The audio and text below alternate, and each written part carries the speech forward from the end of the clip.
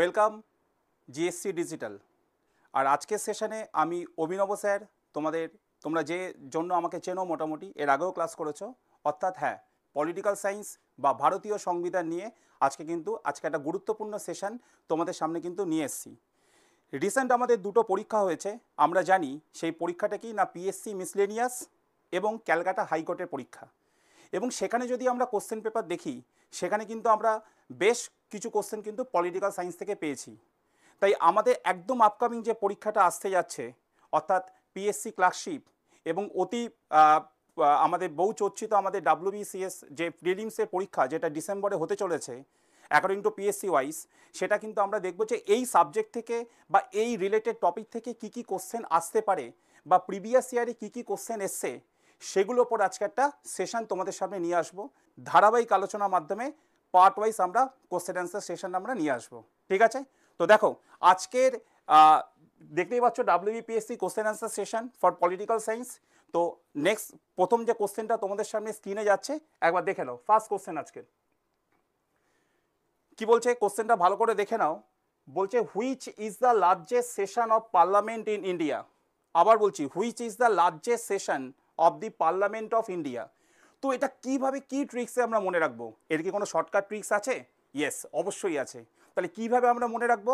দেখো, একটা ছোট্ট তোমাদের শর্ট ট্রিক্স শিখিয়ে দিচ্ছি। তাহলে এই ধরনের পরীক্ষাতে কিন্তু এই রিলেটেড কোশ্চেন যদি হয়, তাহলে কিন্তু আমরা অনায়াসে এখান থেকে ফুল স্কোর করতে পারবো। যেমন দেখো, আমাকে জানতে চেয়েছে লার্জেস্ট সেশন, তাহলে আমরা একটা গাড়ির কোড মনে রাখবো।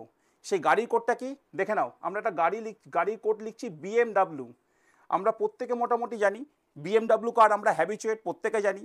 তো BMW ফুল ফর্মটা যদি আমরা দেখি একবার, দেখো বি ফর বাজেট সেশন।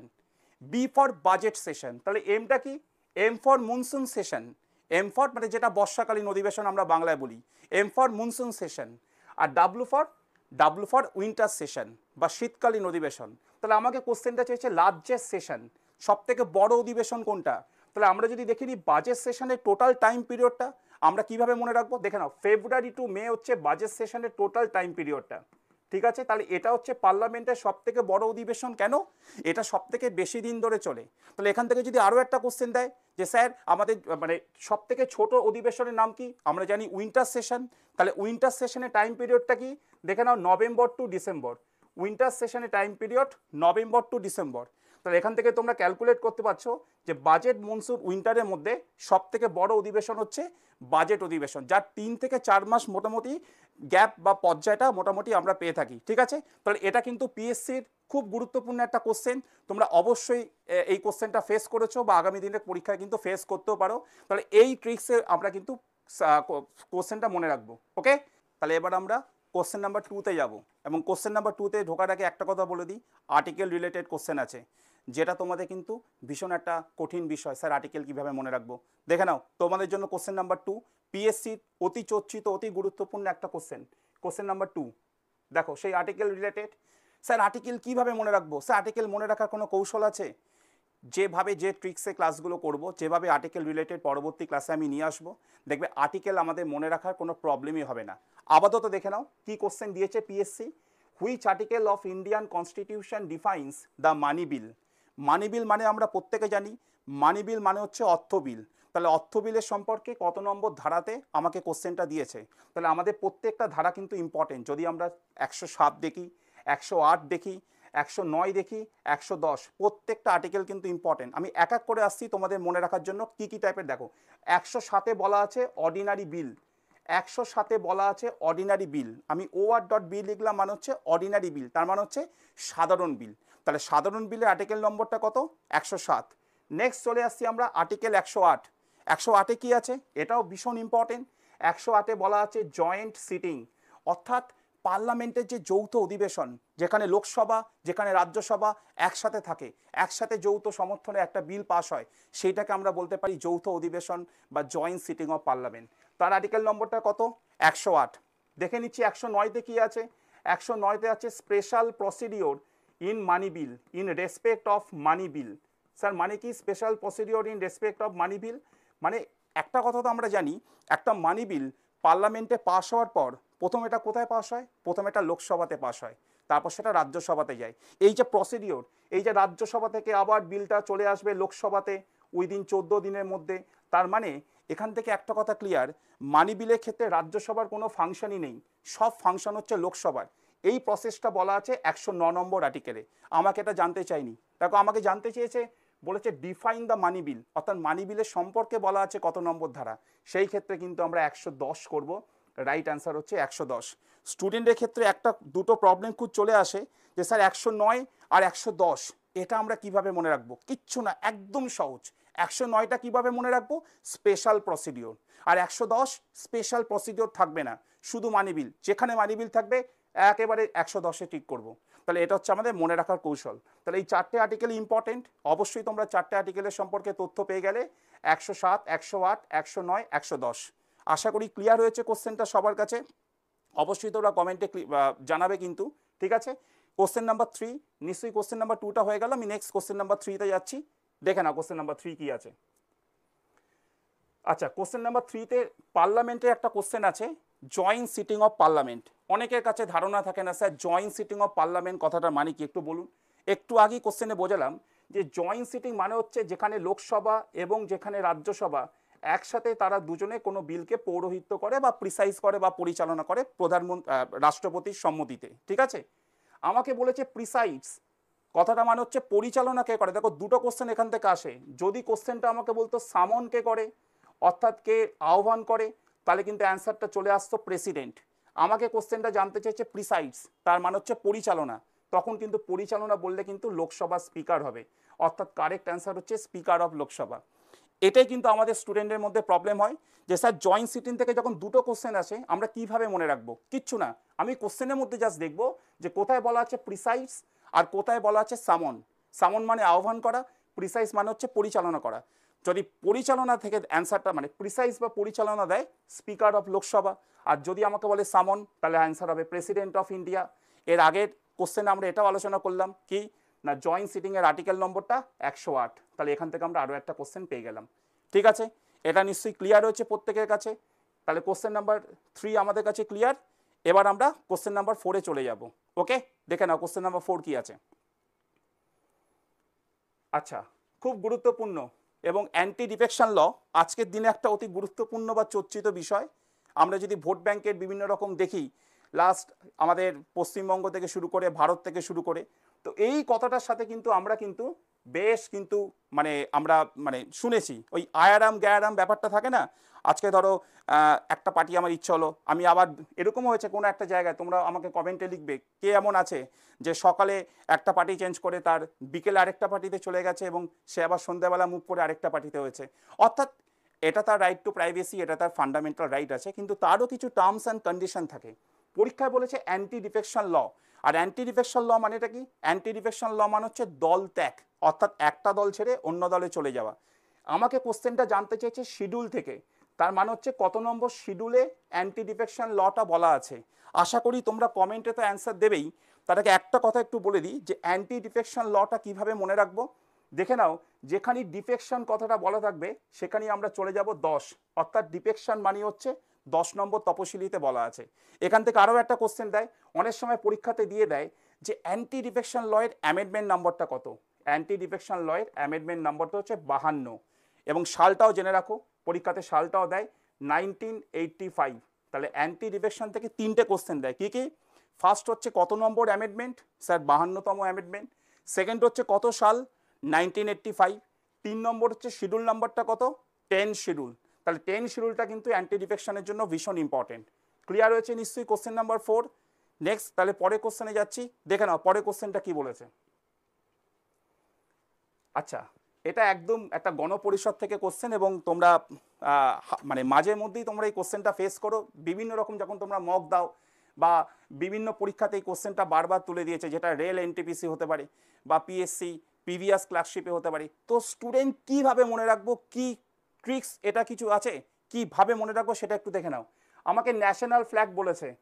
একটা কথা মাথায় রাখবে, পরীক্ষাতে কিন্তু ন্যাশনাল অ্যান্থেমের সাথে অনেকে এটা ভুল করে চলে আসে, অনেকে কিন্তু ন্যাশনাল অ্যান্থেমের সাথে ভুল করে চলে আসে। এটা কিন্তু ভুল করার জায়গা নেই। ফ্ল্যাগ যদি হয় তাহলে কত হবে, 1947। 1947-এর সাথে দেখে নাও ডেটটাও দেওয়া আছে 22শে জুলাই। আর যদি কোশ্চেনটা ন্যাশনাল অ্যানথেম লেখা থাকতো তাহলে কিন্তু 24 জানুয়ারি 1950। তাহলে কি বললাম, যদি আমার ফ্ল্যাগ থাকে তাহলে অ্যান্সার হবে 1947, আর যদি আমার ফ্ল্যাগের পরিবর্তে যদি অ্যানথেম থাকে তাহলে অ্যান্সারটা চেঞ্জ হবে। কিন্তু কী হবে অ্যান্সারটা, তখন অ্যান্সারটা হয়ে যাবে 24 জানুয়ারি 1950। আরও একটা গুরুত্বপূর্ণ টিপস দিই, সবাই তোমরা জানো, তাও একটু বলে দিই। এর ঠিক দুদিন পর অর্থাৎ 26শে জানুয়ারি, তাই না? মনে পড়ছে কেন লিখছি নামটা? নিশ্চয়ই তোমরা বুঝতে পেরেছো কেন লিখছি।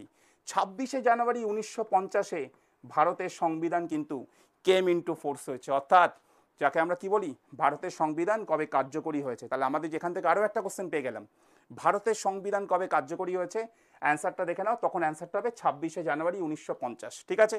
তাহলে একটা কোশ্চেন আলোচনা করতে গিয়ে কতগুলো অপশান আমরা পেলাম বা ওই রিলেটেড কতগুলো কোশ্চেন পেলাম সেটা একটু কিন্তু তোমরা মিলিয়ে নেবে। এবং এই কোশ্চেনগুলো তোমরা যদি প্রিভিয়াস ইয়ারে দেখতে যাও, বারবার কোনো না কোনো পরীক্ষাতে এসে, বিশেষ করে WBPSC ক্লার্কশিপ পরীক্ষাতে। ঠিক আছে, পরের কোশ্চেনে যাচ্ছি, এটা নিশ্চয়ই সবার কাছে ক্লিয়ার।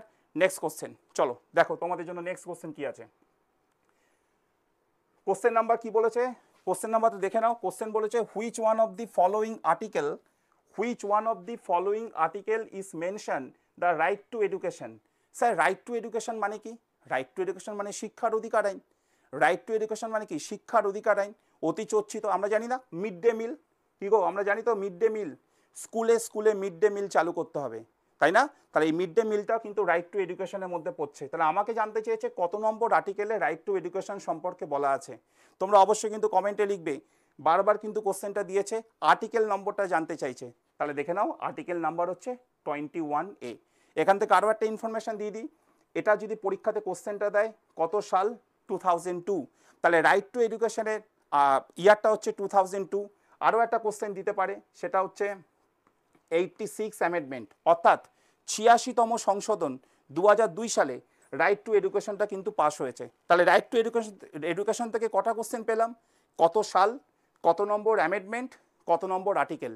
এই তিনটে যদি ভালো করে রাইট টু এডুকেশন থেকে ফলো করতে পারো তাহলে কিন্তু মোটামুটি রাইট টু এডুকেশন থেকে এই ধরনের কোশ্চেন কিন্তু আমরা ফেস করি। আরও একটা কথা বলে দিই, এটা কিন্তু ডিপিএসপি, অর্থাৎ যারা এখনও পর্যন্ত এই টপিকটা পড়োনি একটু অবশ্যই পড়তে হবে। ডিপিএসপি ফুল ফর্ম হচ্ছে directive principal of state policy, অর্থাৎ রাষ্ট্রের নির্দেশমূলক নীতি। সেখানে একটা ধারা আমরা পড়েছি আর্টিকেল 41, অর্থাৎ 41, সেখানেও কিন্তু রাইট টু এডুকেশন কথাটা বলা আছে। তাই যখন আমরা অ্যান্সার করব আমরা দেখব যে 41 বলেছে নাকি 21A বলেছে। যদি দুটো অপশান থাকে বোথ হবে, আর যদি ইন্ডিভিজুয়াল অপশান থাকে 21A হবে। এবার তোমাদের কাছে আমার একটা কোশ্চেন থাকবে যে স্যার 41ও দেওয়া আছে, 21Aও দেওয়া আছে, অর্থাৎ 41ও আছে, 21Aও আছে, তাহলে স্যার কোনটা নেব? একটা শর্ট ট্রিক্স তোমাদের শিখিয়ে দিচ্ছি। আমরা সংবিধানের একটা টপিক পড়ি না, আমরা সংবিধানের একটা টপিক পড়ি পার্ট। পার্ট মানে কি? পার্ট মানে স্যার অংশ বা অধ্যায়। আচ্ছা, পার্ট ওয়াইজ যদি আমরা ভাঙি তাহলে দেখবো আমরা ফান্ডামেন্টাল রাইটের পার্ট নাম্বার আগে না ডিপিএসপি পার্ট নাম্বার আগে, অর্থাৎ মৌলিক অধিকারের পার্ট নাম্বার আগে না ডাইরেক্টিভ প্রিন্সিপাল অফ স্টেট পলিসির পার্ট নাম্বার আগে। তাহলে দেখে নাও, পার্ট নাম্বার 3-তে বলা আছে ফান্ডামেন্টাল রাইট, অর্থাৎ 3 নম্বর পার্টে বলা আছে ফান্ডামেন্টাল রাইট বা মৌলিক অধিকার, আর পার্ট নাম্বার 4-এ বলা আছে ডিপিএসপি বা directive principal of state policy. তাহলে এবার বলো, পার্ট নাম্বার 3টা আমরা অবশ্যই আগে প্রেফার করব, দেন পার্ট নাম্বার 4টাকে যাব। তাহলে আমাকে 21A, তার মানে এটা পার্ট নাম্বার 3-তে বলা আছে, আর 41 যদি থাকতো তাহলে পার্ট নাম্বার 4-এ আসতো। তাহলে 3 আগে না 4 আগে? নিশ্চয়ই 3 আগে। তাহলে পার্ট 3টা যেহেতু আগে, সেই রিলেটেড আমরা অ্যান্সারটা নেব। তাহলে অপশান যদি ইন্ডিভিজুয়ালও থাকে তাহলে আমরা কিন্তু 21A রেসপেক্টেই যাব, এটাকে কিন্তু আমরা 21 সাব আর্টিকেল A বলবো। ওকে, তাহলে কোশ্চেনটা তোমাদের ক্লিয়ার। রাইট টু এডুকেশন থেকে কত ধরনের কোশ্চেন হতে পারে ক্লিয়ার হয়েছে। পরে কোশ্চেনে যাচ্ছি, দেখে নাও। আচ্ছা, বলেছে পার্লামেন্টের সর্বোচ্চ বা সব থেকে বড় কমিটির নাম কি? পার্লামেন্ট নিয়ে সবার একটা মাথা ব্যথা, স্যার পার্লামেন্ট এত বড় টপিক কিভাবে পড়বো, কিভাবে মনে রাখবো, স্যার মনে থাকছে না, এত কমিটি, এত আর্টিকেল, এত পার্ট। না, কমিটি পড়ার একটা পদ্ধতি আছে। আমি কমিটির সম্পর্কে অবশ্যই আমাদের WBCS পরীক্ষা আসতে চলেছে, আমি কমিটির সম্পর্কে ক্লাস নিয়ে আসবো এবং সেখানে দেখবো যে কমিটি থেকে আমরা কিভাবে পড়বো এবং কোন কোন কমিটিগুলোকে কিভাবে টিক্সে মনে রাখবো। তো আজকে আমাকে জানতে চেয়েছে এই যে 4টে অপশান আছে তার মধ্যে পার্লামেন্টের সর্বোচ্চ কমিটির নাম কি। তাহলে এটা তোমরা অবশ্যই কমেন্টে অ্যান্সার দেবে। সর্বোচ্চ কমিটির নাম হচ্ছে এস্টিমেট কমিটি। কারণ একটা বলে রাখি, এই যে পাবলিক অ্যাকাউন্ট কমিটি দেখছো, এখানে মোট মেম্বারের সংখ্যা হচ্ছে 22, তাহলে 22। এই যে কমিটি অন পাবলিক আন্ডারটেকিং দেখছো, এখানেও কিন্তু মোট মেম্বারের সংখ্যা হচ্ছে 22। ক্লিয়ার হয়েছে? এই যে এস্টিমেট কমিটি দেখছো, সেখানেও কিন্তু মেম্বারের সংখ্যাটা হচ্ছে 30। এবং জয়েন্ট পার্লামেন্টারি কমিটি এখানে 7+1 8, অথবা কোনো কোনো জায়গায় তুমি 9ও পাবে। তাহলে এবার তোমরা বলো সংখ্যার দিক থেকে কোনটা বেশি? নিশ্চয়ই 30 বেশি। তাহলে 30 হচ্ছে কোনটা? Estimate committee. তাহলে আমাকে জানতে চাইছে পার্লামেন্টের সর্বোচ্চ কমিটি, তাহলে যেখানে মেম্বারের সংখ্যা বেশি সেটাই হচ্ছে সর্বোচ্চ কমিটি। তাহলে এইভাবে মনে রাখবো যে মেম্বারের সংখ্যাটা যদি মনে রাখতে পারি, তাহলে সর্বোচ্চ বা সর্বনিম্ন কোনটা অনায়াসে মনে রাখবো। ঠিক আছে? তাহলে অ্যান্সারটা কী হবে? অ্যান্সারটা হবে হচ্ছে estimate committee. C is the correct answer. Okay, question number 7টা ক্লিয়ার। এবার আমি কোশ্চেন নাম্বার 8-এ আসছি, দেখে নাও। আচ্ছা, একটু আগেই বলছিলাম না ডিপিএসপি একটা গুরুত্বপূর্ণ টপিক। সেই ডিপিএসপি থেকে না ভয় পাওয়ার কিছু নেই, ডিপিএসপি থেকে আর্টিকেল দেয়, এটা ঠিক যে ডিপিএসপি থেকে আর্টিকেল দিচ্ছে, কিন্তু ডিপিএসপির আর্টিকেলগুলো তো আমরা আসবোই, কিন্তু সব আর্টিকেলগুলো তো পড়বো না, এত আর্টিকেল মনে রাখবো না। কিন্তু ডিপিএসপি জানতে চেয়েছে এখানে যে at present how many Indian constitution, মানে at present how many directive principal of Indian constitution, মানে ভারতীয় সংবিধানে মোট কতগুলি বা এখনো পর্যন্ত মোট কতগুলি directive principal of state policy আছে বা ডিপিএসপি আছে, যাকে আমরা রাষ্ট্রের নির্দেশমূলক নীতি বলেছিলাম। দুটো ট্রিক্স বলবো। যদি আমাকে বলতো আগে কত, আমরা বলতাম 13, বাড়লো কত পরে 4, রিসেন্ট আরেকটা বেড়েছে, আরেকটা বেড়ে হচ্ছে 18। তাহলে বর্তমানে টোটাল আমাকে ডিপিএসপি সংখ্যাটা জানতে চেয়েছে, তাহলে বর্তমানে ডিপিএসপি টোটাল হচ্ছে 18। এবার এখান থেকে আরেকটা কি কোশ্চেন আসতে পারে? রিসেন্ট যেটা অ্যাড হয়েছে, এই যে দেখো 13+4+1, এই যে 1টা রিসেন্ট অ্যাড হয়েছে, সেটা কি অ্যাড হয়েছে সেটা একটু জেনে নাও, দেখে নাও। রিসেন্ট অ্যাড হয়েছে হচ্ছে কোঅপারেটিভ সোসাইটি, কোঅপারেটিভ সোসাইটি। অর্থাৎ কোঅপারেটিভ সোসাইটির যদি আমাকে জানতে চায় এটা কি ডিপিএসপিতে আছে, হ্যাঁ এটা কিন্তু ডিপিএসপিতে পরে অ্যাড হয়েছে, তার জন্য এখন ডিপিএসপির সংখ্যাটা 13-র পরিবর্তে 17-র পরিবর্তে 18। আমাকে কিন্তু অ্যাট প্রেজেন্ট জানতে চেয়েছে, এইখানটা একটু ফলো করবে। তাহলে অ্যাট প্রেজেন্ট কত? 18। যদি বলতো প্রথমে কত? 13। তাহলে কারেক্ট অ্যান্সার হচ্ছে সি। কোশ্চেন পেপার যখন দেবে না তখন ভালো করে দেখবে যে পরীক্ষক কি বলতে চেয়েছেন বা কোশ্চেন যিনি সেট করছেন তিনি কি বলতে চেয়েছেন। তো এইগুলো একটু কিন্তু খুব ভালোভাবে মাথায় রাখবে। ঠিক আছে? আগে ছিল 13, বেড়ে হলো 17, 18। আমাকে কিন্তু প্রিভিয়াস যদি বলতো তাহলে হতো 17, আর অরিজিনাল যদি বলতো তাহলে হতো 13। সেইভাবে মাথায় রাখবে কোশ্চেনগুলো। ঠিক আছে? নেক্সট পরে, তাহলে এটা তোমাদের কাছে নিশ্চয়ই ক্লিয়ার হয়েছে। পরের কোশ্চেনে যাচ্ছি, দেখে নাও পরের কোশ্চেন। Next question number 9। আচ্ছা, খুব গুরুত্বপূর্ণ question. First law officer, first law officer of the government of India, first law officer of the government of India.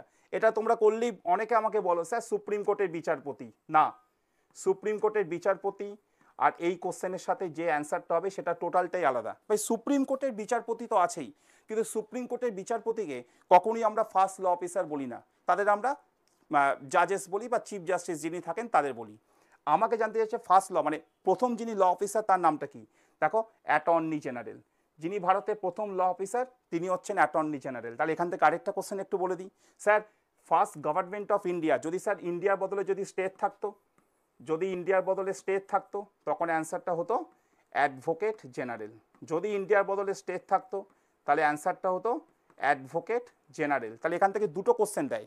প্রথমত বলতে পারে ভারতের সর্বোচ্চ ল অফিসার, তাহলে ভারতের যদি সর্বোচ্চ ল অফিসার থাকে তাহলে বলবো অ্যাটর্নি জেনারেল। কোশ্চেনটা যদি ইন্ডিয়ার বদলে যদি স্টেট দেয় তাহলে অ্যান্সারটা হবে অ্যাডভোকেট জেনারেল। তাহলে দেখবো আমাকে গভর্নমেন্ট অফ ইন্ডিয়া বলেছে না গভর্নমেন্ট অফ স্টেট বলেছে, সেই অনুযায়ী আমরা অ্যান্সারটা করব। ওকে, তাহলে এটা গুরুত্বপূর্ণ কোশ্চেন ছিল, কোশ্চেন নাম্বার 9।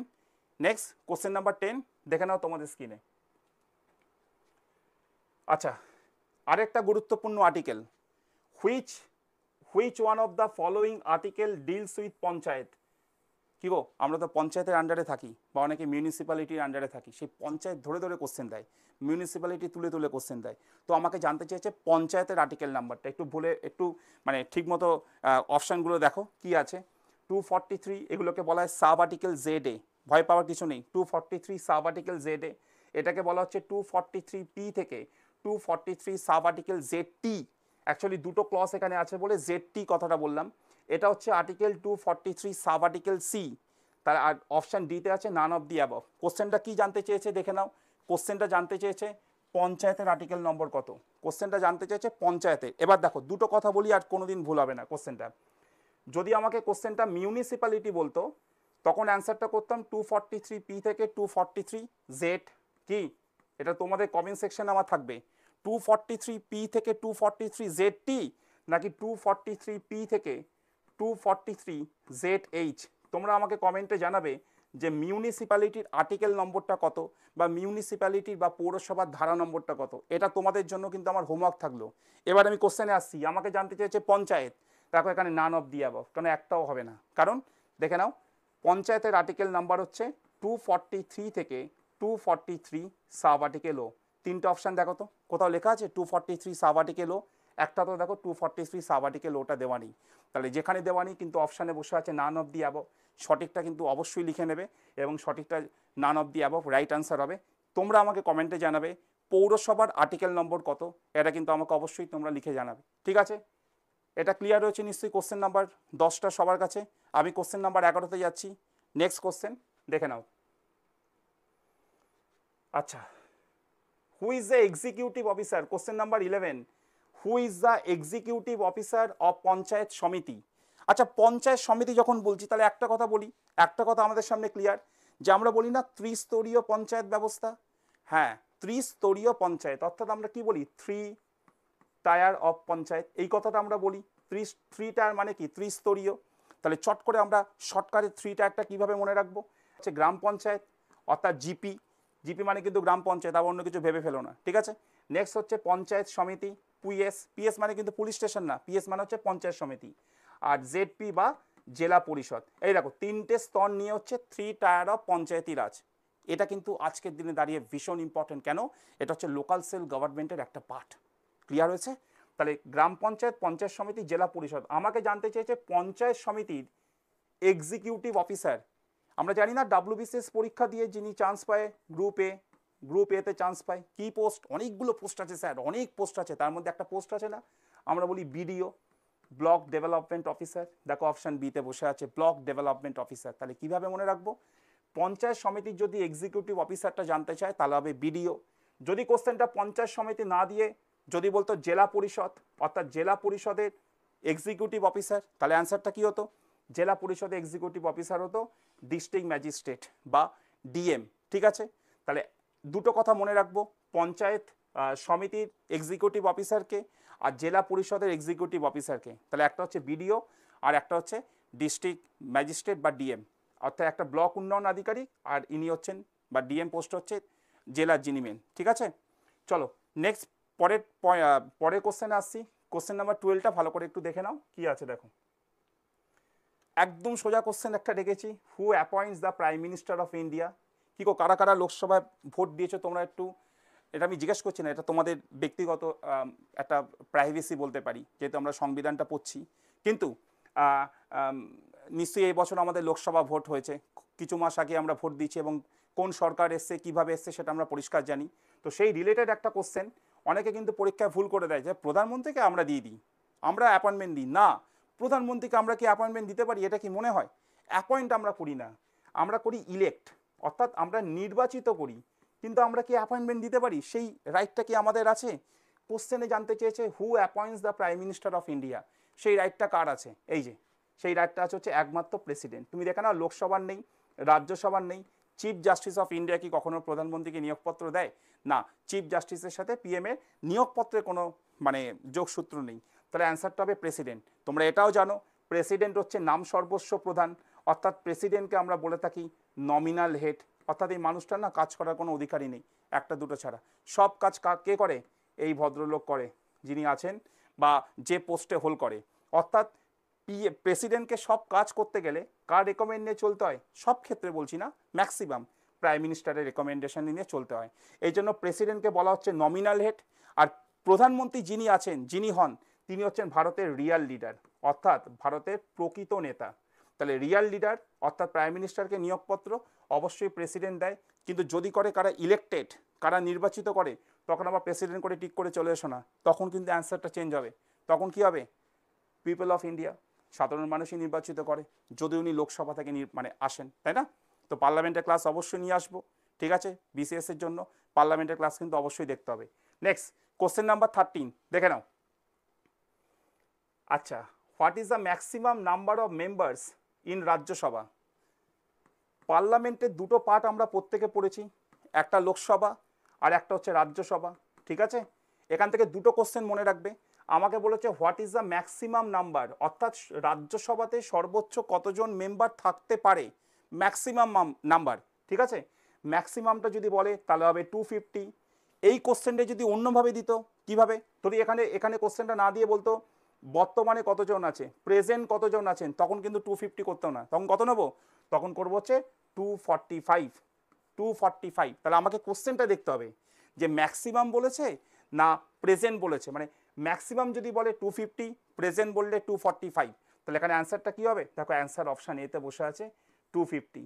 আরও একটা ইনফরমেশন দিয়ে দিই, একবার দেখে নাও।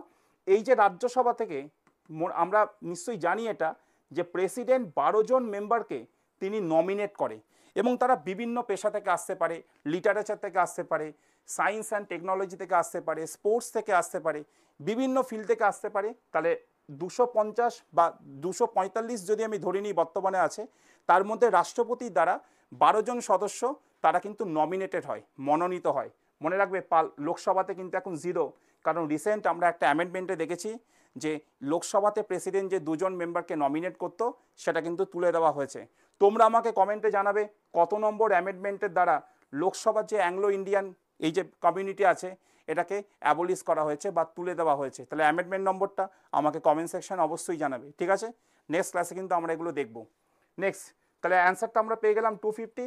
কোশ্চেন নাম্বার 14 দেখে নাও। আচ্ছা, বলেছে which one of the following is a constitutional body. খুব সুন্দর ট্রিক্স, একদম একটা কথা মনে রাখবো, তাহলে চট করে ব্যাপারটা বুঝতে পারবে যে স্যার আমরা কোনটাকে কনস্টিটিউশনাল বডি বলবো আর কোনটাকে কনস্টিটিউশনাল বডি বলবোই না।